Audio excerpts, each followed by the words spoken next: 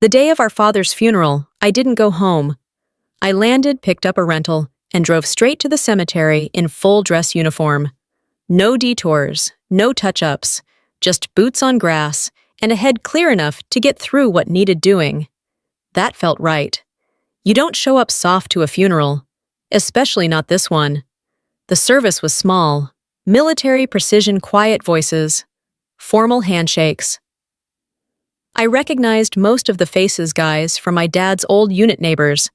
I hadn't seen since high school. The kind of people who only come around when someone dies or gets married. No one asked why I stood in the back. I didn't invite questions. When you're in uniform, people assume you're on duty, even when you're grieving. And then she showed up. Heels stabbing into the grass, sunglasses still on, even though the sky was cloudy. Isabel, my sister. Technically. She made her entrance like someone expecting cameras, like this was a gala, not a graveside. She clocked everyone who turned their head. When her eyes found mine, she paused, not long, just enough to make a point, then walked straight over. I didn't move. Just stood there, hands folded, regulation posture, head level. She smiled. Not the warm kind, the kind people wear when they're about to start a fight. They think they've already won. So she said, eyes sweeping over my ribbons, my rank, the uniform I'd worked years to earn. You made it. Did they give you time off for this, or are you just playing soldier today? I didn't answer. She leaned in. Her perfume was expensive and obvious. You know, she added quieter, but still loud enough for the people nearby to pretend they didn't hear. You're only adopted. Just so you don't get any ideas. All the inheritance is mine. I held my position, didn't blink, didn't breathe deep, just stared past her like she didn't exist. It wasn't the first time she'd said something like that, just the first time she said it with a coffin 10 feet away. She pulled back like she expected a reaction. A scene, maybe. When I gave her nothing, she smirked, like she'd scored the last point in a game I didn't know we were playing. That was the moment. Not when she insulted me. Not when she claimed everything. That smirk, that quiet celebration of thinking she'd won something permanent. And here's the part where I ask, what would you have done? Said something, caused a scene. Let it slide, drop a comment, and let me know. And if this already has you hooked, hit subscribe. There's more here than you think. I turned away and walked toward the casket. The chaplain spoke about duty, loyalty, family, words that sound nice in theory, but hit different depending on who's listening. People stepped forward one by one to offer condolences. Some said thank you for your service. Some told stories about Dad and how proud he always sounded when he talked about me. Isabel stood nearby the whole time like she was guarding the box, not grieving. Just guarding. Eventually, she approached again. Less smirk, more business. So she said, we'll need to talk about the estate. I looked her dead in the eye. I won't be taking anything. She blinked, actually surprised. What, I'm renouncing it? All of it. Her brows went up. Then she laughed. Not nervous. Confident. Of course you are. Figures. I didn't flinch. Once it's done, don't ever contact me again. Not for any reason. She waved a hand like she was brushing lint off her jacket. Like I ever would. Then she laughed again, louder this time. Not shocked. Triumphant. She had no idea what she'd actually taken on.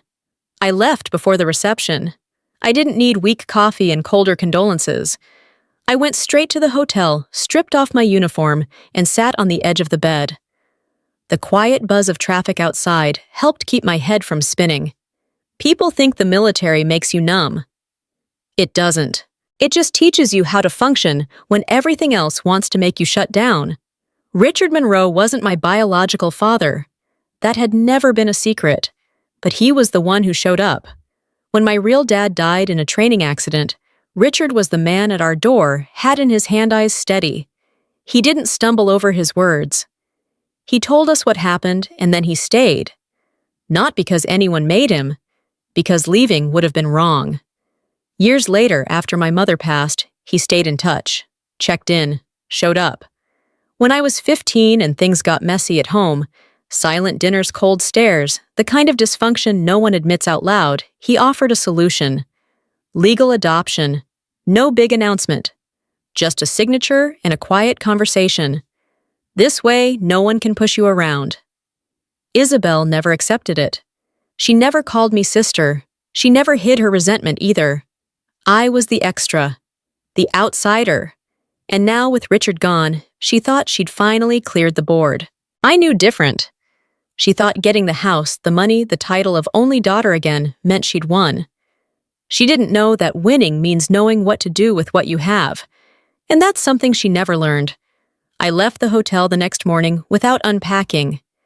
The uniform was back on. Sharp lines, polished shoes, hair tight. Not because I needed to wear it, because I needed the reminder.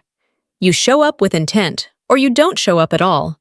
The law office was in a professional park, sandwiched between a dental clinic and an accounting firm. Neutral walls, slow ceiling fans, furniture meant to signal calm. I signed the visitor log, skipped the section that asked for relationship to the deceased, and waited. The lawyer, middle-aged, well-practiced, polite, in the way people are when they expect conflict, shook my hand and gestured toward a small conference room. He sat across from me, opened a folder, and began like we hadn't both buried the same man yesterday. Mr. Monroe named you in the will, he said. I nodded. You're listed equally alongside his daughter Isabel. I nodded again. He paused like he wanted to see if I'd twitch. I'm not taking anything I said. He raised his eyebrows. I'm sorry I'm disclaiming my share. Full inheritance waiver. I want it in writing, filed and recorded. He leaned back, measured. That's a significant decision. I don't make impulsive ones. He adjusted his glasses, flipped a few pages, and said, You understand this can't be undone. Correct. He tapped his pen on the edge of the folder. Would you like to review the asset list before making this formal? No. No questions about property savings liabilities. I have all the answers I need. Another pause. He wasn't rattled, just surprised. You're also entitled to personal effects, not just monetary assets. I don't want anything that belongs to her. That landed. He stopped flipping pages. Understood. Would you like to specify any conditions? 1. He glanced up. I want it documented that once this is finalized, Isabel Monroe will have no grounds or right to contact me. Not for questions. Not for clarification. Not at all. He nodded slowly. That's doable. Not legally enforceable in a criminal sense, but we can attach a clause to make it clear. No engagement, no future claims, no communication. That sound right? Perfect. We moved through the paperwork. It wasn't emotional. It was mechanical. Sign here, initial here, confirm understanding, dates, deadlines. One more signature. As I slid the final form back to him, he said, Can I ask something? I looked up. Why walk away? She's not my family. He studied my face like he expected bitterness. I didn't offer any. I wasn't angry. I wasn't sad. I was finished. She believes she won, I said. I'm letting her. I stood, shook his hand again, and left the office. By the time I reached the parking lot, I had a voicemail from Isabel. I didn't listen to it. Back at the hotel, I changed into civilian clothes, packed my bag, and checked out. I had 8 hours before my flight. I spent 4 of them in a coffee shop downtown, catching up on Navy emails, filling out routine reports, making myself useful to a system that actually ran on logic. At one point, a former neighbor walked past the window and waved. I nodded back. She came inside, gave me the usual funeral script. He was a good man. He talked about you all the time. You must be so proud of your service, the kind of things people say when they don't know what else to offer. She mentioned Isabel said something about how strong she looked. I didn't respond. People want families to make sense. They want bloodlines to mean love, want siblings to stand side by side even when everything underneath is cracked. That's not how it works. Not for everyone. Richard never treated me like a placeholder. He showed up when it counted. He didn't ask for credit. He didn't make speeches. He just handled what needed handling. That's what stuck. Not the name, not the legal form, the consistency. And maybe that's why I didn't feel anything when I boarded the plane that evening. No grief left to carry. No anger worth checking. Just silence. Comfortable, earned silence. Back at base, everything picked up where it left off. Command briefings, lab rotations, training schedules. No one asked how I was doing, and that was fine. In the military, if you show up sharp and on time, people assume you're fine. It's a functional illusion that benefits everyone. Isabel texted once that week. Just a screenshot of a deposit. Bank balance. Followed by, guess it worked out. I deleted it. There's a confidence people carry when they think a win is permanent, when they mistake ownership for control. She thought the house, the money, the title-only daughter meant she'd claimed something real. She hadn't. All she got was weight, and I'd just handed it to her. The next ping came on a Wednesday. A friend from my first duty station sent me a screenshot with no comment, just the image. It was a photo of the living room, Richard's living room, the one he spent 2 years remodeling himself. Fresh paint, new furniture, candles staged on the mantel like it was a lifestyle blog. The caption read, "Finally making this place mine." The word mine did a lot of work. Another post went up a day later. This time, Isabel stood in front of the driveway, holding a set of keys. The car behind her wasn't new, just newer than what Dad drove. The caption read, "Fresh start, clean slate, deserved." That one got comments. People saying how proud Richard would be, how strong she looked. Someone wrote, "He'd be smiling down on you." Someone else added, "You deserve every bit of it. A like here, a heart there." Online support always travels well when no one asks follow-up questions. I didn't respond. I didn't block her either. Blocking would have made it feel personal. This wasn't personal. It was procedural. She'd filed herself under not relevant years ago. I just wanted a clean record of her performance. At work, nothing changed. My shift was tight. Team morale was good. One of the junior corpsmen asked how the funeral had gone, and I said, efficient. That was enough. He didn't ask again. Efficiency has a way of keeping people out of your business. Back on my phone, the highlight reel continued. Dinner plates, candlelight, something about peace, something about choosing joy. It was curated with the kind of energy people use when they're trying to convince both the world and themselves. And maybe that's what bothered me, not the pretending, but how good she was at it. I remembered the way she used to roll her eyes when Richard showed up for my school events. She'd say things like, "Must be nice to have someone follow you around like a fan club." She said it like I didn't deserve the attention, like she was the one being replaced. But Richard didn't replace anyone. He just showed up where people had stepped out. I remembered a birthday dinner. I was 17. He gave me a tactical watch and said, "Time doesn't wait for people who wait for permission." Isabel made a face like she was smelling something sour and didn't speak the rest of the night. When I told him I was enlisting, he didn't try to stop me. He just said, "Then I know you'll be fine." That was the difference. He trusted what I would do. Isabel expected things to be handed to her, then felt betrayed when they weren't. The uniform didn't impress her.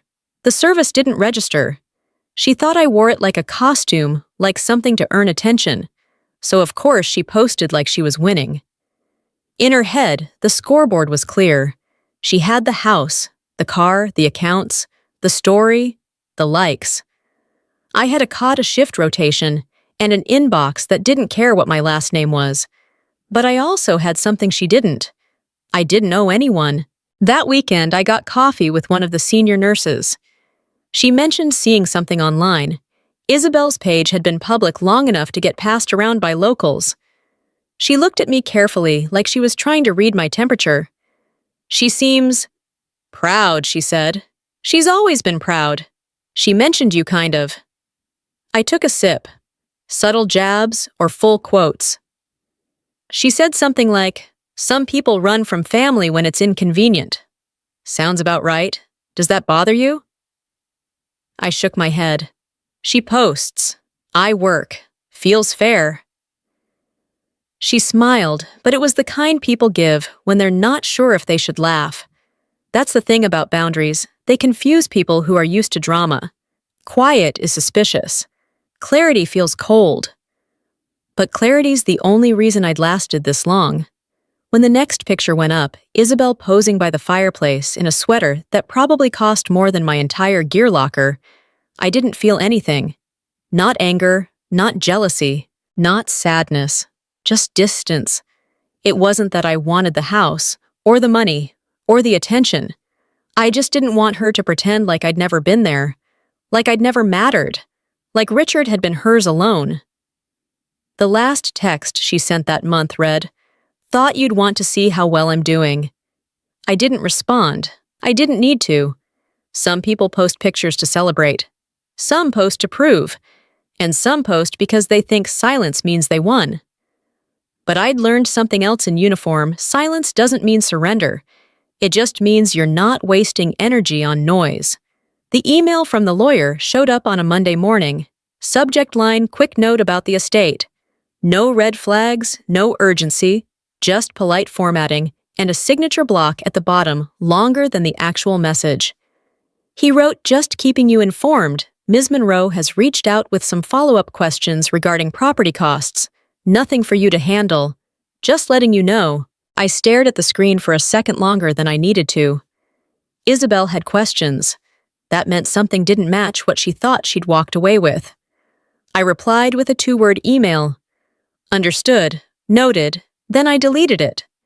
Later that day, someone forwarded me a photo Isabel had posted the week before. She was standing on the front porch with a glass of wine and a big smile. Caption, "Homeownership isn't for the weak." Apparently, she was starting to figure that out.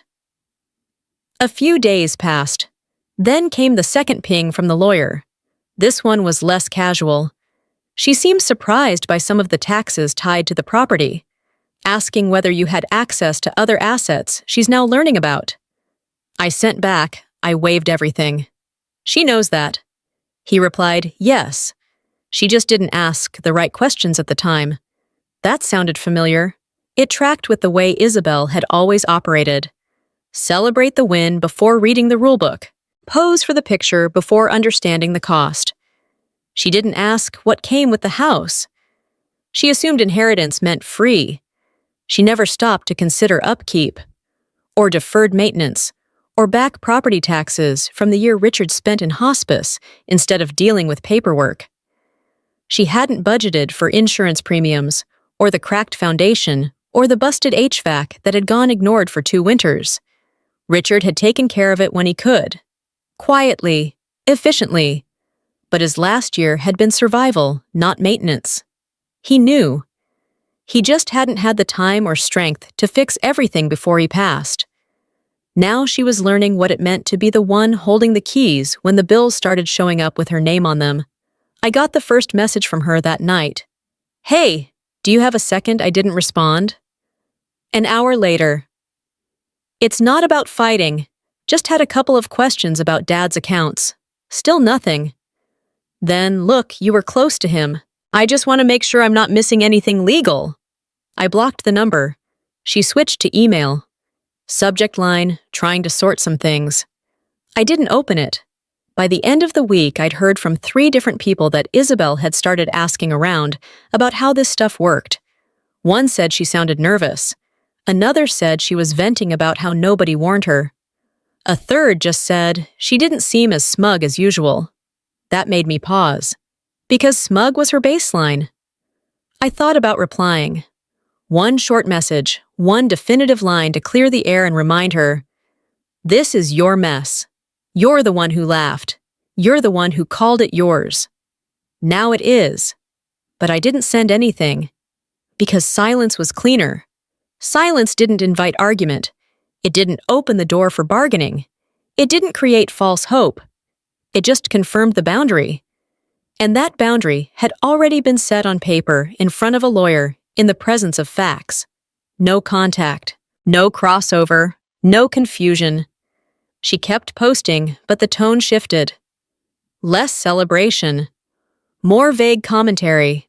One photo of a box of receipts, and an empty wine glass.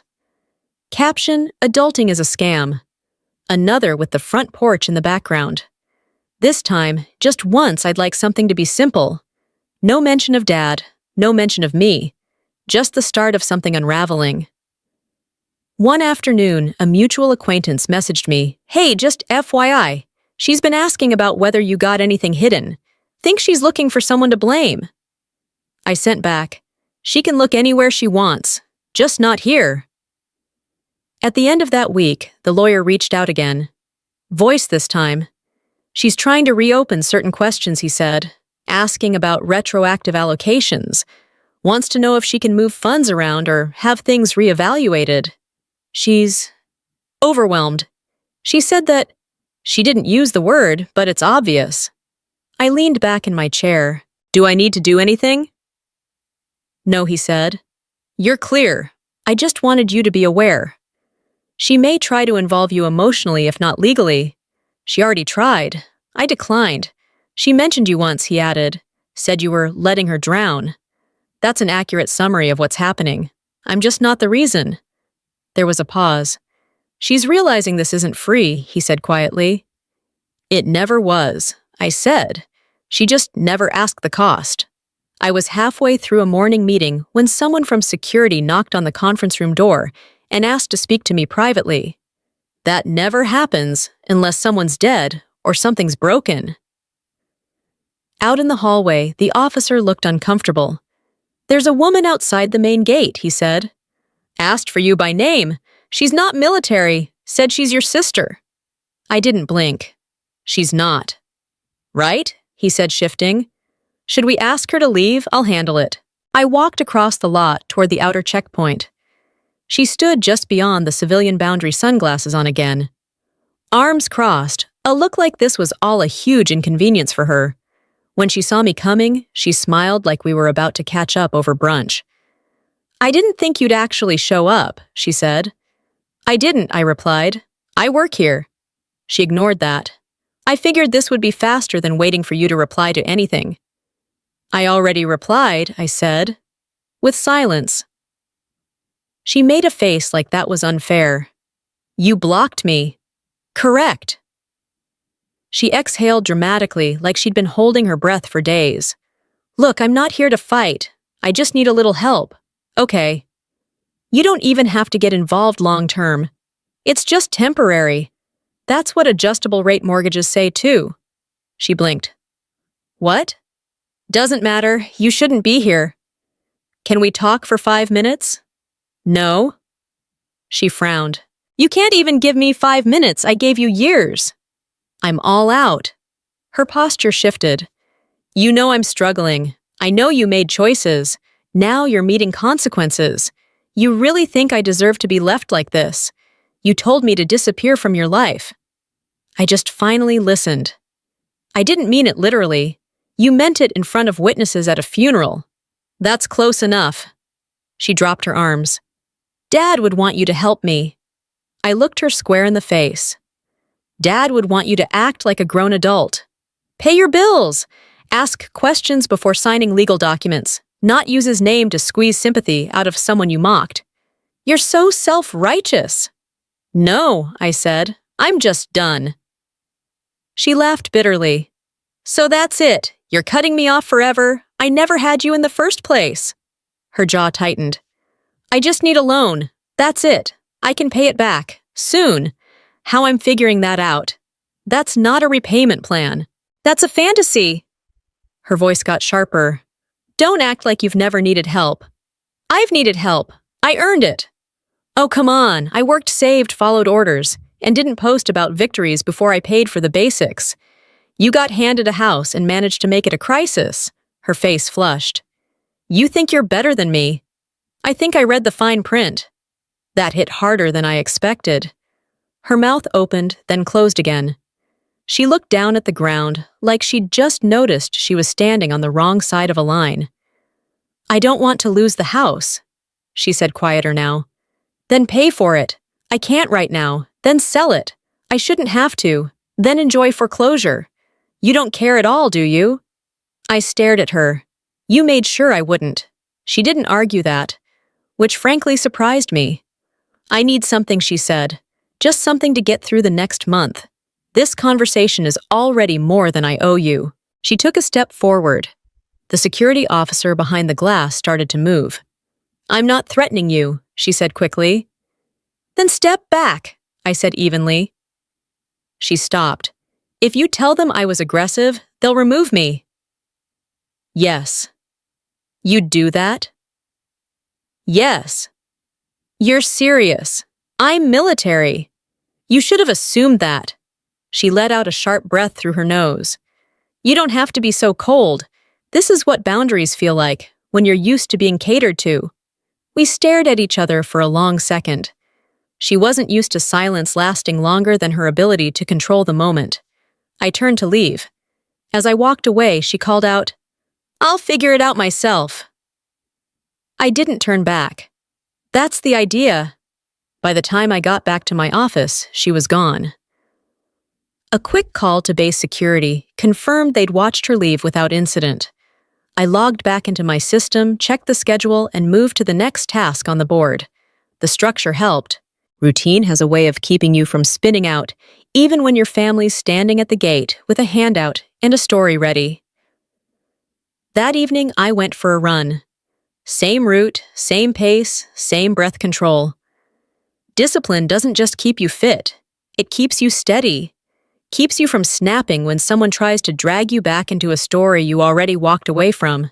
Keeps you focused when old noise starts knocking again. And she would knock again. I didn't know how or when, but I knew her patterns better than she thought. She didn't come to ask for help. She came to collect attention. And when that stopped working, she'd shift the strategy. But it still wouldn't be my problem. The envelope came in a plain manila folder, tucked into a larger packet from the lawyer marked Final Documents. Most of it was standard certified copies of the disclaimer. I signed confirmation of asset transfers, dry paperwork, with seals and reference numbers. The last page had a yellow sticky note on it. In neat handwriting, pair Mr. Monroe's request hold until all matters are legally closed. Inside was a single-page letter. No envelope, just folded once. The paper was heavier than it needed to be. His handwriting looked the same as it always had, compact, deliberate, like every letter had to earn its space on the line. It wasn't long. He never used more words than necessary. Tessa. If you're reading this, then the estate's been finalized, and you made the decision. I thought you might. You've always been decisive like that. You don't play games, and you don't need to prove anything to people who don't care to understand. I respected that in you when you were a teenager, and I respect it now. I know you're probably holding a lot of silence inside. You always did. That's how you protected yourself. And I let you do it because you made it work. But if you're holding silence about her, don't. That's not your burden. Still, I'll ask this once and only once: if she ever truly falls, and you have the ability, help her. Not because she deserves it. Not because she'll thank you. Just because I wouldn't be here to do it myself. Help her once if you can. For me. That's all. Richard, I read it twice. Folded it back up, sat with it for a while. It didn't make me angry. He wasn't asking for forgiveness or trying to make excuses. He knew exactly who Isabel was. He didn't pretend she was a lost soul or a misunderstood victim of circumstance. He called it what it was: a one-time request. If she truly fell. If I could. And even in writing it, he gave me the out. If. It was a strange kind of peace being trusted that far. Not manipulated, not guilt-tripped, just asked. Once. I put the letter in my desk drawer. I didn't make any decisions that day. But that night, I pulled up the local tax assessor's office. The records were public. The house had a delinquency notice posted 3 weeks prior. Property taxes hadn't been paid. A secondary notice had been mailed a few days ago. The next step would be lien proceedings. I clicked through to see the amount due. Manageable, but not pocket change. She hadn't paid. Maybe she couldn't. Or maybe she thought she could wait it out. Either way, the meter was running.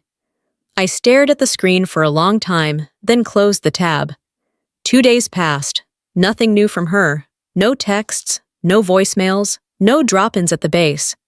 That silence said more than any message would have. She was waiting to hit the next level of desperation before circling back. I checked the records again the next weekend. The amount was now flagged with a red notice delinquency risk legal action pending. I forwarded the information to the estate lawyer, asked if he still had access to the accounts. He called instead of emailing. "You sure about this?" he asked. "She's about to lose the house, which you waived. I'm not giving it to her. I'm just keeping her from losing it. Once. Do you want her to know no? I can make it anonymous, but she may find out eventually. If she asks directly, you can confirm. If not, leave it alone." He paused. "Your decision." "I know, it took 2 days. The payment went through. Confirmed. Cleared." The lien proceedings stopped. She didn't call.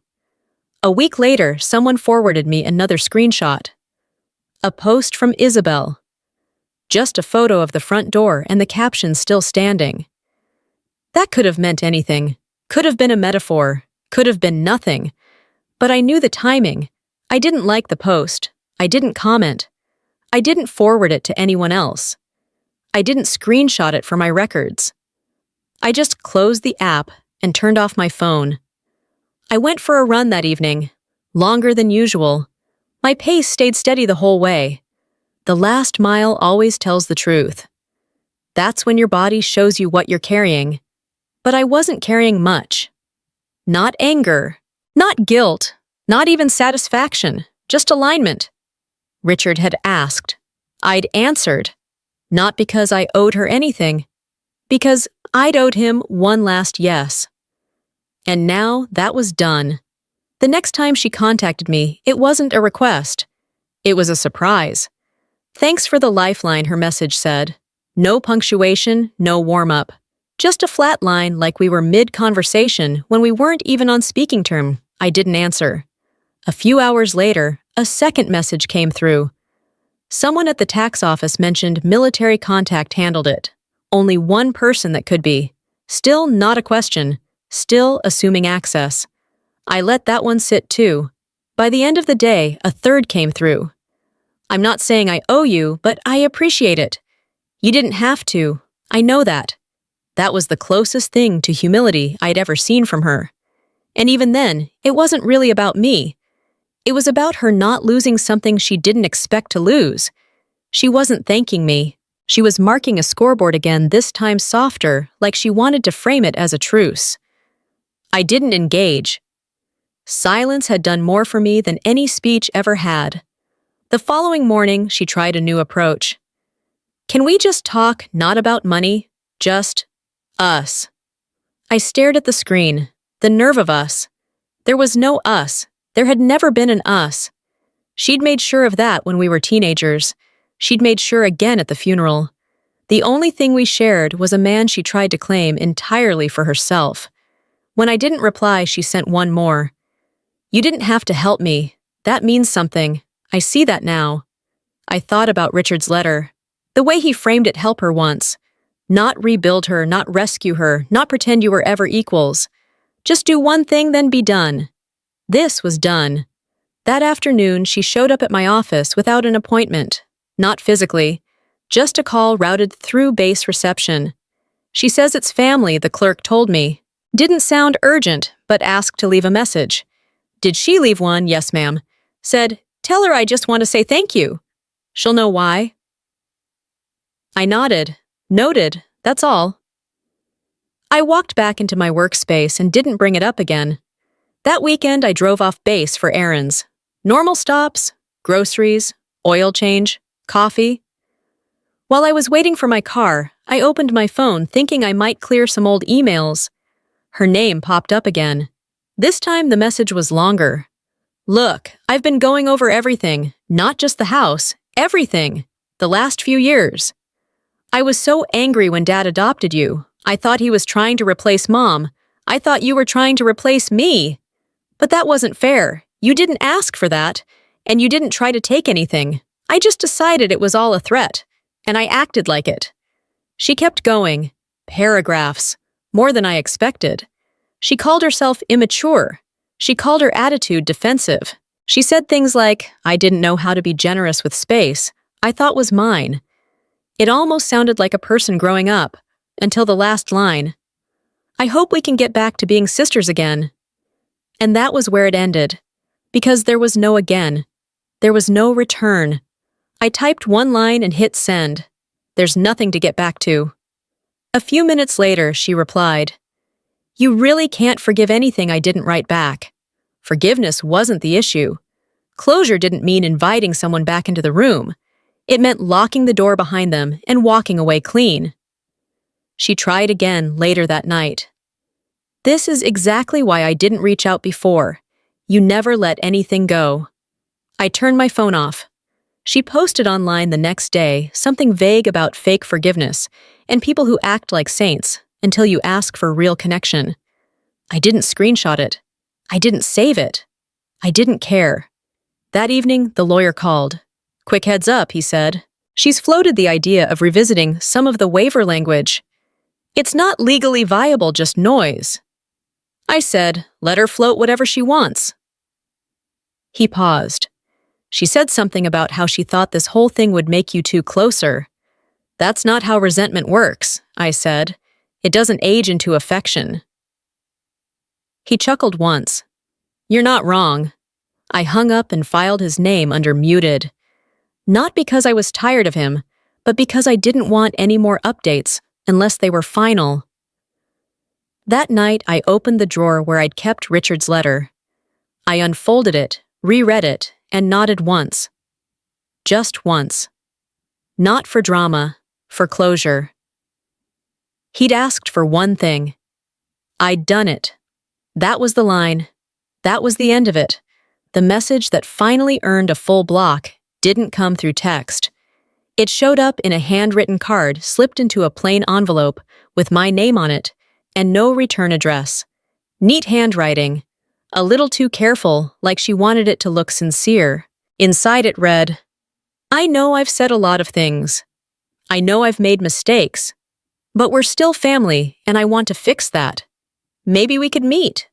Coffee, lunch, something easy. No pressure. Just two sisters trying to figure it out. I miss you. Two sisters. I held the card for about 3 seconds before it hit the bottom of the trash can. There was no rage, no dramatic sigh, just muscle memory, like taking out the trash or flipping off a light before bed. Automatic. The attempt at rebranding us as something we never were told me everything I needed to know.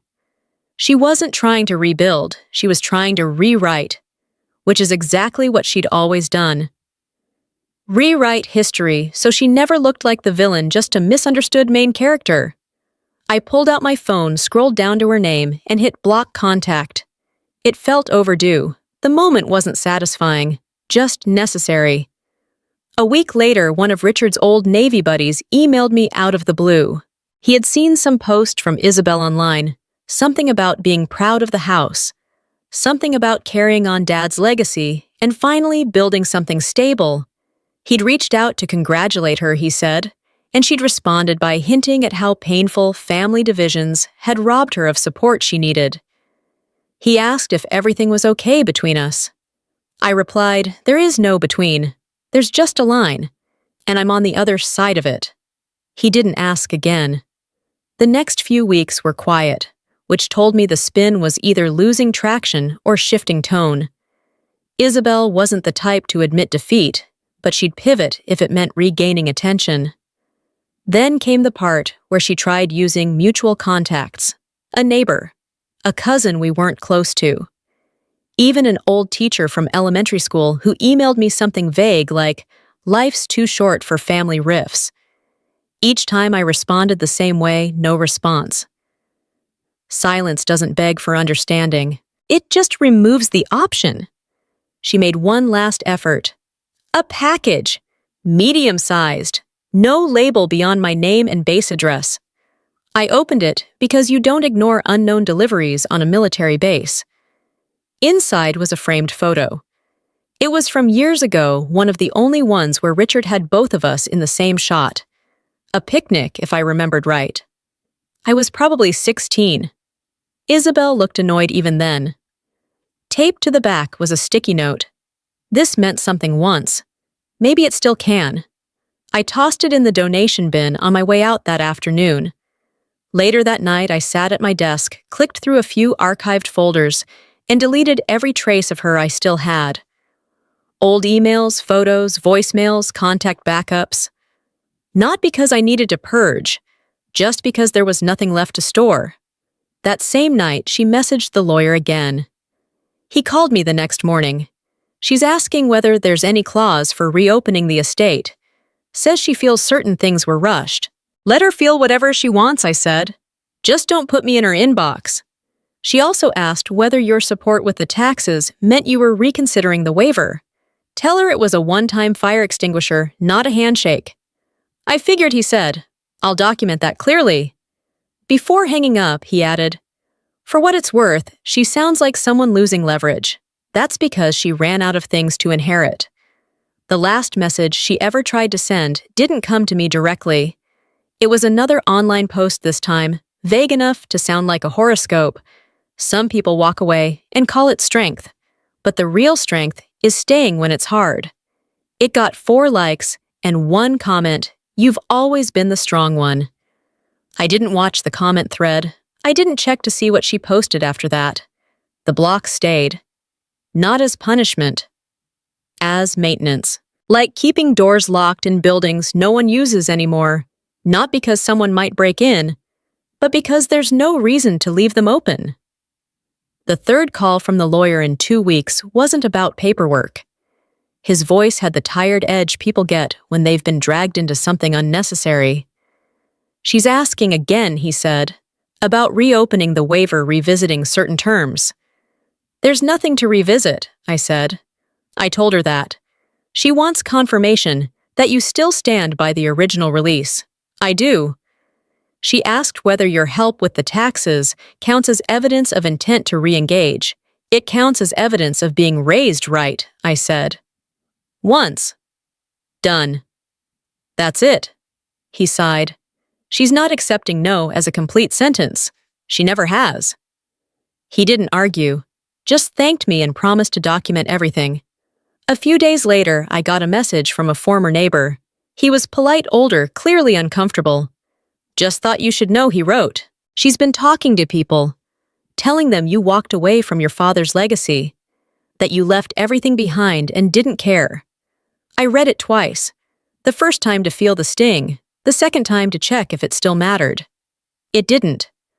What Isabel never understood was that legacy isn't about what you take, it's about what you build. Richard didn't raise me to inherit. He raised me to stand. And standing sometimes means walking away from people who expect you to kneel. At work, my days stayed full. Logistics briefs, medical readiness drills, a training rotation coming up that needed coverage. I volunteered. It wasn't avoidance, it was alignment. There's something steadying about accountability when everything else wants to get personal. Meanwhile, the updates kept finding their way in through people, through silence, through how loud her absence was trying to be. One person told me she'd asked about refinancing. Another said she was trying to sell some things. Another mentioned the word default. I didn't celebrate any of it. I wasn't interested in her struggle. I was interested in space. Clean, consistent, uninterrupted space. The lawyer reached out again.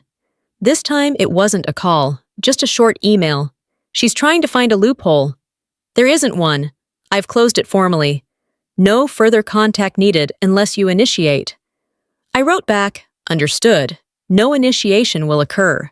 That was the most closure I'd need from him, but not from her. One morning, I opened my inbox to a forwarded message. Someone had shared a screenshot from one of her posts. She'd stopped tagging locations, stopped showing the house. Now her captions were vaguer, sadder. Stuff like people don't change. They just get quiet. Another read, they say blood is thicker, but not everyone bleeds for you. I didn't know who she was performing for anymore. Maybe herself. There was a moment briefly where I considered replying, not to her, just to the silence. To say something even if no one was listening. Something like, "The house didn't come with instructions, but it came with records. You just didn't read them." But I didn't write it. Because part of revenge is knowing when the silence says more than the speech ever could. She had the name, she had the deed, she had the keys and the title, and the chance to claim something solid. But what she didn't inherit was the weight that came with it. Richard didn't hand out praise easily, but when he gave it, it was earned. Quiet nods, a short good work, a hand on the shoulder at the end of a long day. He didn't show up because someone expected him to. He showed up because someone needed him to. Isabel never learned that part. She thought presence was owed to her, that people who didn't orbit her were being disloyal, that relationships were trophies, not responsibilities. When the house started falling apart, not structurally, just symbolically, I imagined she looked around for someone to blame. That's what people like her do when things stop going their way. They don't troubleshoot, they narrate. I was done being part of her story. If she wanted to spin a version where I was the cold one, the deserter, the selfish sister who didn't play along, she could have it. She already had the audience, but not the access. That was the one thing she couldn't inherit. Boundaries. They aren't passed down. They're built, earned, maintained. I sat on my porch one night watching the sky go darker without needing to explain anything to anyone. That was the real inheritance. A life that didn't require performance. A life where no one called pretending to make peace while really asking for rescue. And it was worth more than anything she'd put a price tag on.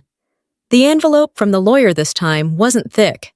Just one form, one signature required. Final confirmation that the estate waiver had been archived, certified, and processed across every relevant office. A clean close. No pending threads, no residual rights, no option to re-enter. I signed it without sitting down.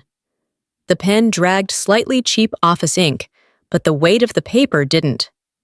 There was no hesitation, no reflection, no background music, just the sound of a signature and the feel of something folding shut. The lawyer didn't follow up. He didn't need to. Neither did she. Isabel had gone quiet. Not blocked, not hidden, just quieter. Her post had slowed. The vague captions dried up. The carefully lit photos of curated furniture stopped. Eventually, even the profile picture changed from her posing outside the house to a generic skyline. I didn't check her page. The screenshots still came sometimes, though. Friends of friends, mutuals who didn't know better. One image showed the front steps with a caption that just said, "Heavy is the head." Another post a week later had no photo at all. Just a sentence. "Stability is expensive." I didn't smile. I didn't scoff. I just exhaled once and moved on. Some lessons don't need to be explained. They arrive on their own on schedules no one else sees coming. At work, the routine stayed sharp. I finished a review cycle, passed an internal inspection, got asked to mentor 2 junior officers. The CO called it a model of consistent leadership. I said thank you. That was enough. On weekends, I kept to my rhythm errands, workouts, coffee runs. Normal life. A life with no new fires to put out. No letters with her name. No sudden requests masked as emotional emergencies. One Saturday, while cleaning out a filing cabinet, I found the adoption paperwork Richard had filled out all those years ago. Still in the original folder. Not because I needed it for anything, just because I never throw out legal documents. Habit. The papers were plain, no big language, just lines and blanks and boxes. Relationship to minor guardian. Intent of adoption. Permanent. His signature at the bottom, dated with the same neat writing I'd seen on every tool label in his garage growing up. It wasn't the form that hit me. It was the checkbox next to parental rights assumed in full. That box had always been the difference between being tolerated and being chosen. He checked it. Quietly, legally, fully. And no one, not a sister, not a comment thread, not a cheap shot at a funeral, could uncheck that now. I put the file back, not because I needed the reminder, but because I respected what it stood for. A week later, I got a letter in the mail. Handwritten return address this time. Isabel's. Not disguised. No cryptic handwriting. Just her name, her address, her choice. I didn't open it. I put it in a drawer without looking at the handwriting inside. That's how you know you're finished. When curiosity doesn't even twitch. She could keep the house. She could keep the mortgage, the maintenance calls, the water bills and lawn service, and foundation cracks and tax notices. She could keep the memories she chose to edit and the silence she mistook for power. I didn't need any of it, because I had something else alignment. People think revenge is loud, that it kicks doors down and slams receipts on the table, that it needs witnesses, applause, a final line of dialogue that wins the scene. They don't understand that sometimes the best revenge is just peace. The kind of peace you only get when you stop giving someone chances they never knew what to do with. I kept my uniform pressed. I showed up early. I returned messages. I trained the new team.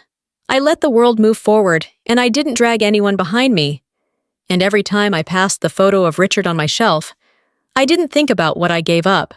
I thought about what I never had to carry again. Some people inherit property. Some inherit debt.